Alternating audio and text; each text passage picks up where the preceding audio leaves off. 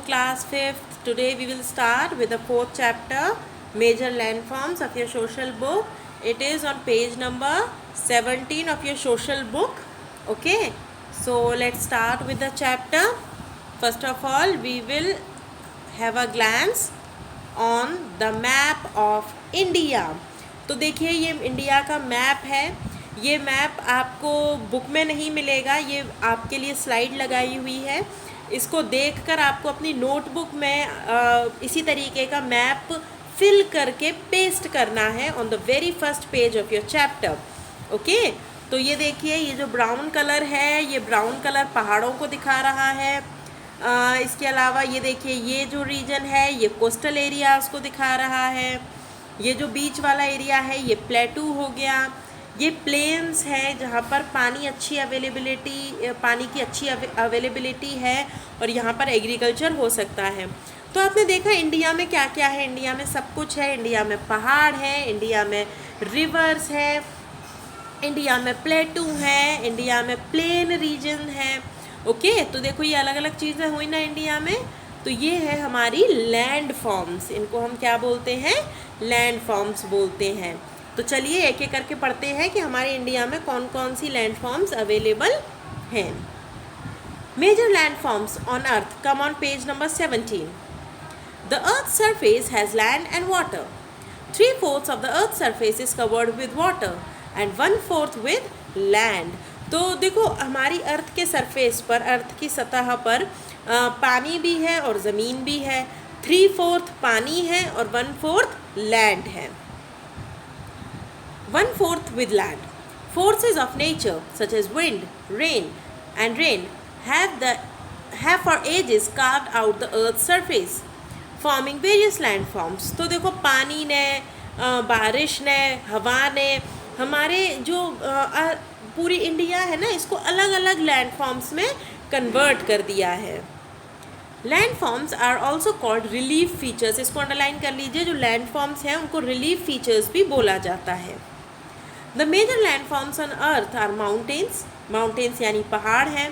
प्लेटू, planes जहाँ पर हम एग्रीकल्चर कर सकते हैं. रिवर्स यानी नदियाँ. एंड डेजर्ट्स यानी कि रेगिस्तान. तो चलिए एक एक करके हम इन चीज़ों के बारे में पढ़ेंगे. सबसे पहले हम पढ़ेंगे माउंटेन्स के बारे में, जो कि हमने इस मैप में देखा था. ये देखो ये रहे माउंटेन्स. ये जो डार्क ब्राउन कलर के हैं ना ये सब माउंटेन्स हैं. ओके, तो चलिए पढ़ते हैं हम इन माउंटेन्स के बारे में. Mountains are raised portions of the earth surface which are higher than their surrounding areas. तो माउंटेन्स क्या हैं? ये उठी हुई ऐसी अर्थ का सरफेस है. ये अर्थ का सरफेस जहाँ से उठा हुआ है, रेज्ड पोर्शन है, इसको हम क्या बोलते हैं? माउंटेन्स. क्या बोलेंगे इसको? Mountains. Mountains that are not very high are called hills. तो जो बड़े बड़े पहाड़ होते हैं ना, ऊंचे ऊंचे पहाड़, उनको हम बोलते हैं माउंटेन्स. और जो ज़्यादा ऊंचे नहीं होते हैं, कम ऊंचे होते हैं, जिनकी हाइट ज़्यादा नहीं होती है, उन्हें हम बोलते हैं hills. Mountains have steep slopes and a peak और समिट. आपने देखा होगा पहाड़ कैसे होते हैं. देखो इस पहाड़ को देखो, ये बिल्कुल ऐसा देखो स्टीप है ना, ये देखो. और ऊपर इसकी बहुत बड़ी चोटी है, लंबी सी चोटी है. चोटी का मतलब वो नहीं जो बालों में बनाते हैं. चोटी का मतलब इसकी पीक, जो सबसे ऊंचाई पर जो जगह है. पीक्स आर मोस्टली राउंड और कॉनिकल इन शेप. तो पीक्स कैसी होती हैं? कोन जैसी भी हो सकती हैं. देखो कोन जैसी मतलब, देखो कोन जैसी मतलब इस टाइप की भी हो सकती हैं, कोन जैसी. और राउंड भी हो सकती हैं. ओके, तो देखो कोन जैसी भी हो सकती हैं और राउंड जैसी भी हो सकती है. देखो ये हो गया ना, बिल्कुल स्टीप स्लोप्स हो गई है ना. और ये हो गई इसकी चोटी. ऐसे ही ये देखो ये इसकी स्लोप्स हो गई और ये हो गई इसकी चोटी. हो गई ना.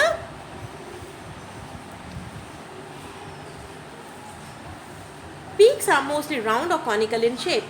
A chain of mountains is called a mountain range. और जब बहुत सारे माउंटेन्स लगातार एक दूसरे के साथ होते हैं तो उनको हम बोलते हैं माउंटेन रेंज. ठीक है, जैसे एक माउंटेन हो गया, फिर उससे जुड़ा हुआ दूसरा हो गया, फिर तीसरा, फिर चौथा. इस तरीके से बहुत सारे जो माउंटेन्स एक दूसरे से जुड़े रहते हैं. ऐसे करके देखो, जैसे ऐसे हम बात कर सकते हैं. एक ये माउंटेन हो गया, फिर ये हो गया, फिर ये हो गया, फिर ये हो गया. ये क्या बोलेंगे हम?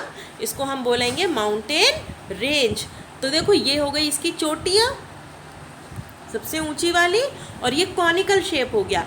अब कॉनिकल शेप के अलावा अगर हम बनाते हैं राउंड वाले, तो देखो ऐसे करके पहाड़, फिर ऐसे करके, फिर और लंबे, फिर थोड़े से छोटे, ये भी पहाड़ हो गए। ये हो गई इनकी चोटियाँ, ये इनकी चोटियाँ हो गई ना, हो गई, और ये हो गए इनके स्लोप। तो ये भी क्या है, माउंटेन रेंज है। ये माउंटेन लगातार है ना, तो इनको क्या बोलेंगे हम, माउंटेन रेंज बोलेंगे। The Andes in south America is the longest mountain range in the world. तो सबसे लंबी माउंटेन रेंज यानी सबसे ज़्यादा पहाड़ों की कतार कहाँ है, साउथ अमेरिका में। The age of mountains makes them different from each other. The Himalayas are young mountains, they are very high with sharp peaks. तो जो एज होती है माउंटेन्स की, उम्र क्या है माउंटेन की, उम्र का मतलब ये नहीं कि उसकी 10 साल उम्र है तो वो हैप्पी बर्थडे मनाएंगे हमें हैप्पी बर्थडे मनाने के लिए उम्र पता नहीं करनी। किसी भी पहाड़ की क्या उम्र है ये डिसाइड होगा कि वो कैसा है ना, और उसका जो उसका दिखने का तरीका होगा, वो कितना बड़ा होगा, कितना छोटा होगा, ये डिपेंड करेगा उसकी उम्र पर। जैसे कि अगर हम बात करें यंग माउंटेन्स की, जो हिमालयाज है वो एक यंग माउंटेन है, और इसकी जो पीक है, जो चोटी है, वो बहुत ही शार्प है, बहुत ही पेनी है। The Aravallis are old mountains, they are low in height and have rounded peaks. तो देखो अगर कोई माउंटेन नया है, बिल्कुल ज़्यादा नहीं है, यंग माउंटेन है, तो वो बिल्कुल ऐसा होगा, उसकी चोटी बिल्कुल पैनी होगी और ऊंचा होगा। जबकि अगर कोई माउंटेन पुराना है तो वो राउंड शेप का होगा, थोड़ा शेप में भी छोटा होगा, हाइट में भी उसकी कमी होगी। तो बताइए, यंग माउंटेन में हो गया हिमालयाज, और ओल्ड माउंटेन्स में हो गया आपका example Aravallis. Some special features of mountains are as follows. The mountains form a natural barrier against cold and hot winds. तो नेचुरल बैरियर का काम करते हैं, यानी कि अगर बहुत तेज़ ठंडी हवा आ रही है या बहुत तेज़ गर्म हवा आ रही है तो ये उसको रोक देते हैं। कैसे रोक देंगे भाई, ये पहाड़ है हमारे पास, यहाँ से हवा आ रही है यहाँ से हवा, ये इस हवा को रोक देगा, यहाँ पर ये हवा नहीं जा पाएगी, तो यहाँ पर सर्दी कम पड़ेगी ना। देखो यहाँ पर सर्दी ऑफकोर्स कम पड़ेगी, जब यहाँ से ठंडी हवा जा ही नहीं पा रही है तो वहाँ पे सर्दी पड़ेगी कैसे। तो ये बैरियर का काम कर दिया ना, इसने कर दिया ना बैरियर का काम।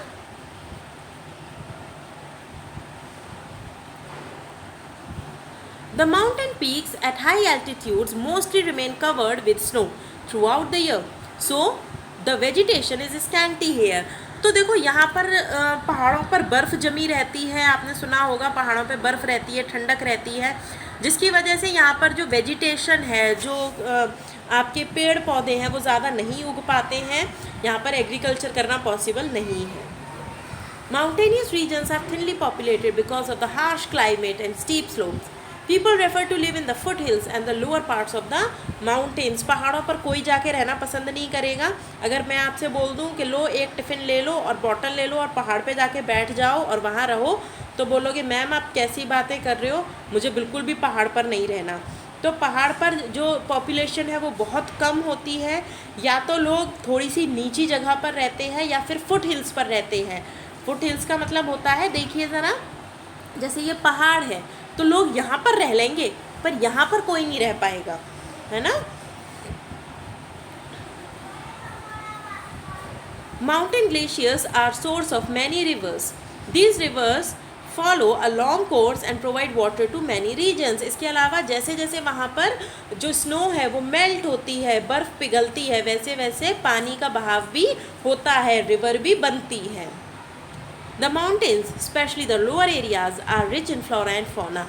ऊपर तो पॉसिबल नहीं है वेजिटेशन कर पाना, पहाड़ के ऊपर तो पॉसिबल नहीं है, जैसे ये हमारा पहाड़ हो गया, यहाँ पॉसिबल नहीं है, शायद यहाँ भी पॉसिबल नहीं होगा, पर इस जगह पर ये जो लोअर एरियाज़ होते हैं यहाँ पर पॉसिबल है कि अच्छा फ्लोरा मतलब अच्छा वेजिटेशन भी हो पाए और एनिमल्स भी यहाँ पर रह पाएँ, क्योंकि ऊपर से पानी आ रहा है, भाई पानी आ रहा है तो वेजिटेशन अच्छा हो सकता है नीचे की तरफ। They are also rich in minerals भी काफ़ी होते हैं इसमें। Hill stations attract tourist because of their beauty and climatic conditions. हर कोई हिल स्टेशन घूमना चाहेगा, आप ऊटी जाना चाहोगे, आप मसूरी जाना चाहोगे, आप दार्जिलिंग जाना चाहोगे, वहाँ पे कितना अच्छा मौसम रहता है, तो ये टूरिस्ट प्लेस के लिए भी फेमस होते हैं। अब हम बात करेंगे प्लेटू की। तो प्लेटू देखो ये वाला रीजन है, ये वाला जो रीजन है ना, ये वाला, ये है आपका प्लेटू। ओके, तो हम इसकी बात करते हैं अब। A plateau is a raised piece of land higher than its surrounding areas. तो प्लेटू क्या होता है, बाकी सारी ज़मीनें नीची हों और ये थोड़ा सा ऊंचाई पर हो। ओके, थोड़ा सा ऊंचाई पर हो तो उसको हम बोलते हैं प्लेटू। प्लेटू कुछ इस टाइप से बनेगा कि ये आपकी पूरी की पूरी लैंड हो गई और इसका थोड़ा सा हिस्सा ऐसे करके हो। ये पहाड़ नहीं है, ये हिल नहीं है, ये थोड़ी सी ऊंची लैंड है। जैसे ये जो है ये बिल्कुल फ्लैट लैंड है, ये आपका प्लेन हो गया और ये थोड़ी सी ऊंची जगह हो गई, तो इसको हम क्या बोलेंगे, plateau. Plateau is a raised piece of land higher than its surrounding areas. Its top is flat and levelled. इसका जो टॉप होता है वो फ्लैट होता है। It has steep slopes. A plateau is also known as a table land. इसको क्या बोला जाता है, प्लेटू को टेबल लैंड भी बोलते हैं। Plateaus also differ in age, size and height. Some plateaus can be extremely vast like the Deccan Plateau in India. It is also one of the oldest plateau in the world. तो देखिए हमारे India में सबसे पुराना प्लेटू available है और ये है Deccan plateau. Okay, now some special features of plateaus are as follows. अब प्लेटूज की क्या क्या खासियत है वो हम पढ़ते हैं। Some plateaus in the world are uninhabited due to harsh climatic conditions and its elevation. तो कई प्लेटू तो खाली पड़े हैं क्योंकि लोग इतनी ऊंचाई पर रहना पसंद नहीं करते। On the other hand there are some plateaus which are low lying and are densely populated. इसके अलावा कुछ ऐसे प्लेटू भी हैं जिनमें बहुत ज़्यादा पॉपुलेशन है। Plateau regions are rich in mineral resources like iron, coal and copper. यहाँ पर आपको क्या मिलेंगे, आयरन, कोल और कॉपर भी मिलेंगे। द छोटा Nagpur प्लेटू in India is one such example. यहाँ पर इंडिया में अगर हम बात करें तो छोटा नागपुर प्लेटू ऐसा है जहाँ पर आयरन, कोल, कॉपर अवेलेबल है। River flowing through the plateaus make waterfalls. Waterfall मतलब झरने। आपने झरने देखा है, ऊंचाई से पानी गिरता है, तो वो झरने कैसे बनते हैं, प्लेटू से ही बनते हैं। These are ideal sites for generating hydroelectricity। और आप इससे क्या बना सकते हो, बिजली बना सकते हो, इलेक्ट्रिसिटी बना सकते हो। Plateaus with rich fertile soil are good for agriculture and less fertile ones are used as grazing land। तो जहाँ की सॉइल अच्छी है, जिस प्लेटू की सॉइल अच्छी है वहाँ पे एग्रीकल्चर हो सकता है, और जहाँ की सॉइल फर्टाइल नहीं है वहाँ पर अपने गाय भैंसों को चराया जा सकता है, ग्रेजिंग के लिए वो लैंड काम में आ सकती है। Many plateaus are great tourist attractions because of their scenic beauty, like the Grand Canyon carved out by the Colorado River located in the Colorado Plateau, the USA। और ये टूरिस्ट प्लेस में भी count होते हैं, यहाँ पर tourist भी आते हैं घूमने के लिए। भाई सुंदर सुंदर झरने कौन नहीं देखना चाहेगा, कम से कम मैं तो देखना चाहूँगी। अगर मुझे कोई ऑफ़र करता है कि भाई चलते हैं घूमने और आपको वाटरफॉल देखने को मिलेगा तो ऑफकोर्स मैं जाना चाहूँगी। तो टूरिस्ट अट्रैक्शंस भी यहाँ पर रहते हैं। Now we'll talk about plains. तो हम प्लेन्स की बात कर लेते हैं। आप प्लेन्स देखिए, प्लेन ये वाला रीजन है, ये वाला जो रीजन है ना, ये है आपका प्लेन्स। प्लेन्स का मतलब बिल्कुल एक जैसी लैंड, और ये बहुत फर्टाइल होती है। फर्टाइल क्यों होती है, इसकी सॉइल अच्छी क्यों होती है, क्योंकि देखो यहाँ से ये जो पहाड़ है ना, पहाड़ यहाँ से रिवर बहकर आती हैं, यहाँ से रिवर बहकर आती हैं और ये अपने संग लाती हैं उपजाऊ मिट्टी। भाई जो पहाड़ है उन पर तो एग्रीकल्चर हो नहीं रहा, तो शुद्ध मिट्टी है, फर्टाइल है, बहुत अच्छी मिट्टी है एग्रीकल्चर के लिए। जब वो पानी के संग बहकर नीचे आती है ना, तो वो यहाँ पर जम जाती है। यहाँ पर जम जाती है तो लोगों को फर्टाइल सॉइल मिल जाती है और ये रीजन काफ़ी फर्टाइल हो जाता है। यहाँ पर एग्रीकल्चर ज़्यादा होता है, और जब एग्रीकल्चर यहाँ पर अच्छा होगा तो बहुत सारे लोग यहाँ पर आकर बसेंगे। A vast stretch of flat and level land is called a plain. Plains are also called lowlands and extend over hundreds of kilometers। देखो कितने किलोमीटर तक ये फैला हुआ है, देखो कितने लंबे एरिया में ये फर्टाइल रीजन फैला हुआ है ना, ये प्लेन फैला हुआ है। About 1/3 of the land surface is covered by plains. The plains found along the sea are called coastal plains। अब यही प्लेन अगर सी के आसपास होगा तो हम इसको बोलेंगे coastal plains. For example western coastal plain in India, plains are usually formed by rivers. तो इसको कौन बनाते हैं, कोस्टल एरियाज, ये जो प्लेन्स हैं इसको रिवर बनाते हैं। मैंने आपको बताया ना प्लेन कैसे बना, कि जो रिवर्स थी वो अपने संग डिपॉजिट्स लेकर आई, फर्टाइल मिट्टी लेकर आई, वो उसने वहाँ पर जमा कर दी। पानी की अवेलेबिलिटी भी है क्योंकि नदियाँ बहती रहती हैं, सॉइल भी मिल गई, तो एग्रीकल्चर अच्छा खासा होगा ही। The river flowing down from mountains carry sand and silt with them, which they deposit along the river banks, forming fertile plains. For example, Ganga Brahmaputra rivers form the northern plains in India. तो ये देखो, ये है हमारे northern plains, ये वाले हमारे क्या हैं, ध्यान से देखो, ये सब हमारे हैं नॉर्दर्न प्लेन्स। देखो ये सब हमारे नॉर्दर्न प्लेन्स हैं, यहाँ पर गंगा बह रही है, यमुना बह रही है ना। तो देखो यहाँ पे जब नदियाँ बहेंगी तो पानी की अच्छी अवेलेबिलिटी होगी, और जब पानी की अच्छी अवेलेबिलिटी होगी तो एग्रीकल्चर अच्छे से हो पाएगा। और ये गंगा यमुना जो ऊपर से बहकर आती हैं ना, तो अपने संग सैंड लाती हैं, सिल्ट लाती हैं, जो कि एक उपजाऊ मिट्टी के लिए बहुत अच्छी चीज़ है। ओके, तो ये हमारे क्या हो गए, नॉर्दर्न प्लेन्स हो गए। और ये कौन कौन सी रिवर मिलके बनाती हैं, ये बनाती हैं गंगा और Brahmaputra. Some special features of plains are as follows. The silt brought down by the rivers makes the soil very fertile and suitable for agriculture. A variety of crops can be grown in the fertile plains. तो जो अपने संग river sand और silt लाती हैं वो बहुत ज़्यादा फर्टाइल होती है और इसमें क्रॉप्स उग सकती हैं। और जब क्रॉप उगेगी तो डिफरेंट टाइप्स की क्रॉप उगा सकते हो आप। पानी की अवेलेबिलिटी आपके पास है ही, पानी आपके पास अवेलेबल है ही, नदियाँ बह ही रही हैं, तो आप अपनी एग्रीकल्चर वाली जो ज़मीन है, जो आपने क्रॉप प्रोडक्शन किया है, उस पर भी आप अच्छे से पानी दे सकते हो। The plains are thickly populated areas because of the abundant availability of water and flat land for construction. इसके अलावा यहाँ पर पॉपुलेशन भी सबसे ज़्यादा मिलेगी क्योंकि लोगों के खाने के लिए अच्छा इंतज़ाम है, भाई अच्छी क्रॉप उगाओ और फ्रेश खाओ। इसके अलावा फ्लैट लैंड है, ऊपर नीचे नहीं है पहाड़ों की तरह, तो फ्लैट लैंड है जिस पर कंस्ट्रक्शन बहुत अच्छे से हो सकता है। Since ancient times, plains have served as a cradle to some of the world's major civilizations. Cradle का मतलब देखो, जितनी भी सभ्यता हैं वो सब नदी के आसपास ही बसी हैं, सब प्लेन्स में ही बसी हैं, क्योंकि कोई भी वहाँ नहीं बसना चाहेगा जहाँ पर उसको दिक्कतें हों, जहाँ पर परेशानी हो, जहाँ पर वो एग्रीकल्चर ना कर पाए। प्लेन एक ऐसा रीज़न है जहाँ पर वो आसानी से बस सकते थे। तो जितनी भी हमारी सिविलाइजेशंस है, जितनी भी हमारी सभ्यता हैं, वो सब कहाँ आकर बसी, हमारे प्लेन्स एरिया में ही आकर बसी हैं। Now will talk about reverse. अब आप सबको पता है कि रिवर्स कितनी ज़्यादा ज़रूरी हैं हमारे लिए। बिना नदियों के तो हम कुछ सोच ही नहीं सकते, इरिगेशन नहीं कर सकते। इसके अलावा हमारे पास अगर प्लेन एरिया है, देखो हमारे पास था ना प्लेन एरिया था, तो वो भी प्लेन एरिया किस वजह से बन पा रहा था, यहाँ से आने वाली रिवर्स की वजह से ही हमारा प्लेन एरिया बन पा रहा था। तो चलिए पढ़ते हैं रिवर्स के बारे में। A natural downward stream of water from the mountains is called a river. तो पानी जो बहता है माउंटेन से उसको हम क्या बोलते हैं, river.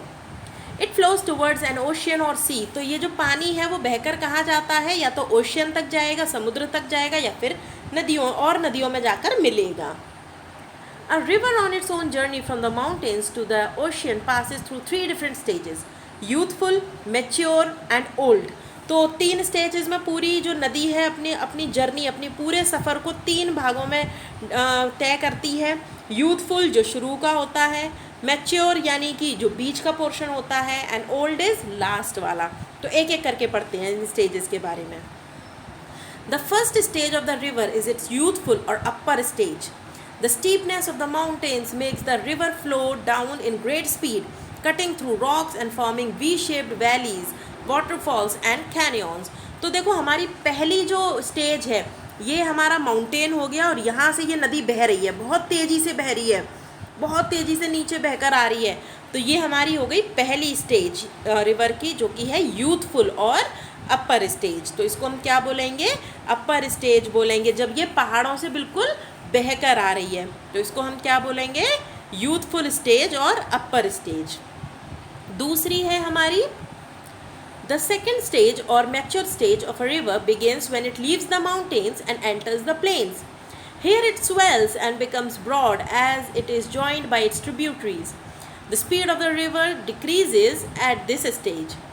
River loops called meanders और oxbow lakes form at this stage. तो देखो ज़रा, अब तक ये पहाड़ पर थी, पहाड़ से बह रही थी, तो ये यूथफुल स्टेज पर थी, अपर स्टेज पर थी, पर जब ये प्लेन एरिया में आ गई तो इसका जो एरिया है वो बढ़ गया, ये चौड़ी हो गई, राइट, ये क्या हो गई, चौड़ी हो गई। तो ये कौन सी स्टेज पे आ गई, अपनी मैच्योर स्टेज पर आ गई और इसने अपना शेप बदल लिया। अब तक ये बिल्कुल बिल्कुल एक धार बन के बहुत तेज़ी से नीचे आ रही थी, भाई देखो इतनी ऊंचाई से आएगी, तो देखो जब ये ऊंचाई से आएगी तो क्या होगा, ऊंचाई से आएगी तो इसकी जो स्पीड है वो बढ़ जाएगी, पर जैसे जैसे ये नीचे आएगी इसकी स्पीड कम हो जाएगी और इसका एरिया ब्रॉड हो जाएगा।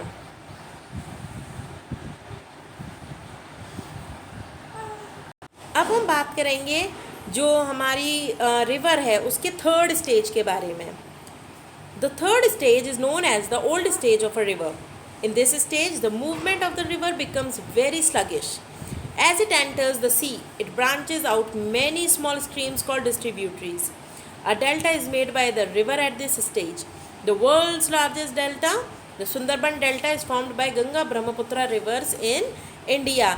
तो ये लास्ट स्टेज होती है जहाँ पर इसकी स्पीड बहुत कम हो जाती है और ये ओशियन और सी से मिलने से पहले वाली स्टेज है। ओके, तो अगर हम इसमें बात करें तो देखिए यहाँ पर है, हाँ आपने छोटा नागपुर प्लेटू भी नहीं देखा था उस समय पे, देखिए छोटा नागपुर प्लेटू ये रहा, छोटा नागपुर प्लेटू की बात करी थी ना हमने, छोटा नागपुर प्लेटू जिसमें आपका कोल वगैरह जो मिल रहे थे, तो देखिए छोटा नागपुर प्लेटू ये हो गया। इसके अलावा यहाँ पर ये जो एरिया है, ये जो एरिया है ये आपका बनता है, ये वाला जो एरिया है ये है गंगा ब्रह्मपुत्रा डेल्टा, जो गंगा ब्रह्मपुत्रा डेल्टा जो बनाते हैं, ये बिगेस्ट डेल्टा है, यानी कि ये सबसे बड़ा एरिया है जहाँ पर दो नदियाँ आकर मिलती हैं। ओके, तो ये आपका डेल्टा हो गया। ओके, अब हमने आपकी कर ली 3 स्टेजेस। तो पहली स्टेज जब वो माउंटेन से गिरती है, दूसरी स्टेज जब वो माउंटेन से नीचे आकर प्लेन में आ जाती है, और तीसरी old stage. Now we'll talk about deserts, यानी कि रेगिस्तान। शिप ऑफ द डेजर्ट, देखो सबको दिख रहा है ना, देखो ship of the desert camel. चलिए डेजर्ट्स की बात करते हैं। Deserts are vast sandy areas that receive very little or no rainfall. तो डेजर्ट्स ऐसे रेत के एरिया होते हैं जहाँ पर या तो बहुत कम बारिश पड़ती है या फिर बिल्कुल भी नहीं पड़ती है। Temperatures are extreme in the deserts. Extreme मतलब बहुत ज़्यादा गर्मी होती है या फिर बहुत ज़्यादा सर्दी होगी, मतलब एक्सट्रीम होते हैं। ऐसा नहीं कि हल्की गर्मी पड़ गई या हल्की सर्दी पड़ गई, सर्दी होगी तो बहुत तेज़ होगी, गर्मी होगी तो बहुत ज़्यादा गर्मी होगी। Limited flora and fauna is found in desserts. पानी की कमी की वजह से यहाँ वेजिटेशन भी कम होता है, प्लांट पौधे भी कम उग पाते हैं, ठीक है। इसके अलावा जानवर भी बहुत कम मिलते हैं। Deserts are of 2 types, cold and hot. The Ladakh and the Thar deserts are example of cold and hot deserts respectively. तो जो deserts रेगिस्तान होते हैं वो ठंडे भी होते हैं और गर्म भी होते हैं। कोल्ड डेजर्ट का एग्जाम्पल लद्दाख हो गया और आपका हॉट डेजर्ट का एग्जाम्पल हो गया थार डेजर्ट। अब कुछ फीचर्स देखते हैं इनके। Extreme climatic conditions prevail in deserts. The days are very hot and the nights are cold. तो दिन बहुत ज़्यादा गर्म होते हैं और रातें बहुत ज़्यादा ठंडी होती हैं। Deserts are generally very dry. This is because the areas receive very little or no rainfall. तो डेजर्ट्स बहुत ज़्यादा सूखे होते हैं क्योंकि या तो यहाँ पर बहुत कम बारिश पड़ती है या फिर बिल्कुल भी बारिश नहीं पड़ती है, तो यहाँ पर ड्राई रहता है जो एरिया रहता है। Sand storms are common in these area. Sand storm मतलब जो धूल के तूफान होते हैं ना, वो अक्सर करके यहाँ पर आते रहते हैं। Small hills of sand called dunes are formed as the. अब सैंड ड्यून्स आपने देखा होगा, मिट्टी के टीले बन जाते हैं, ऐसे ऐसे मिट्टी के टीले बन जाते हैं ना, एक जगह ज़्यादा मिट्टी इकट्ठी हो जाती है तो इनको बोलते हैं सैंड ड्यून्स। तो जब बहुत तेज़ हवा चलती है ना, जब बहुत तेज़ हवा चलती है तो ये एक जगह से दूसरी जगह, जैसे कि आपकी हवा पहले तो यहाँ पर है, हवा चली, यहाँ से बहकर कहाँ चला गया, ये यहाँ से उड़कर ये यहाँ चला गया, तो ये हमेशा एक जगह से दूसरी जगह चलते फिरते से रहते हैं। Plants like cacti and date palms which require very little water are found in these areas. यहाँ पर कैसे plants मिलते हैं? यहाँ पर ऐसे plants मिलते हैं जिन्हें पानी की बहुत कम ज़रूरत होती है. Sometimes water collects in small pools around which vegetation grow. It is called an oasis.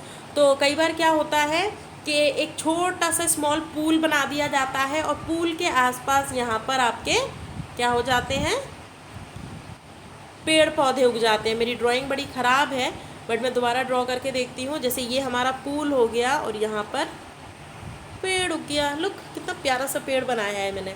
तो ये पेड़ उग गया. इस टाइप के जो सेटअप होता है इसको हम बोलते हैं ओएसिस. यानी छोटी सी एक जगह पूल हो गया और उसके आसपास जो पेड़ पौधे उगा दिए उनको बोलते हैं ओएसिस. ओके, नाउ एक बार और देखिए इसको, इस मैप को देखिए ज़रा दोबारा से. इस मैप में आपको दिखेगा, ये देखिए ये हमारे माउंटेन्स हैं, ये हमारा नॉर्दर्न प्लेन हो गया, ये छोटा नागपुर प्लेटू हो गया, ये डेक्कन प्लेटू हो गया. डेक्कन प्लेटू यानी कि वर्ल्ड का सबसे पुराना प्लेटू जो हमारे इंडिया में है. ये आपके कोस्टल एरियाज़ हो गए यानी समुद्री तट हो गए. ये देखो समुद्र लगा हुआ है ना इससे. यहाँ पर हमारा गंगा ब्रह्मपुत्रा बेसिन हो गया. ये सब वर्ल्ड का लार्जेस्ट डेल्टा है. ओके, अगर आपको कोई डाउट हो तो मुझे बताइएगा. ये मैप आपको अपनी नोटबुक में फिल करके पेस्ट करना है. ओके, इसके अलावा आप की टर्म्स करेंगे अपनी नोटबुक में और ये फ्लो चार्ट भी आप अपनी नोटबुक में ड्रॉ करेंगे. तो नेक्स्ट क्लास में हम लोग करेंगे इसके question answers. Till then bye.